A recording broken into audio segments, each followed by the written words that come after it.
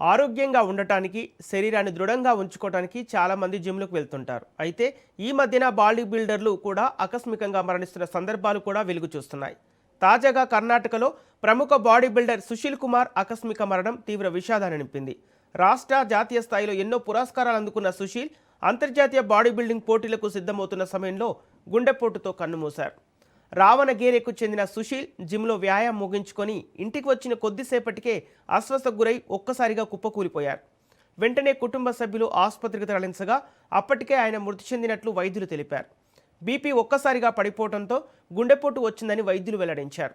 సుశీల్ ఆకస్మిక మరణంతో కుటుంబ సభ్యులు, అటు అభిమానులు, స్థానికులు తీవ్ర దిగ్భ్రాంతికి గురయ్యారు. ఘటనపై పోలీసులు కేసు నమోదు చేసి దర్యాప్తు చేపట్టారు.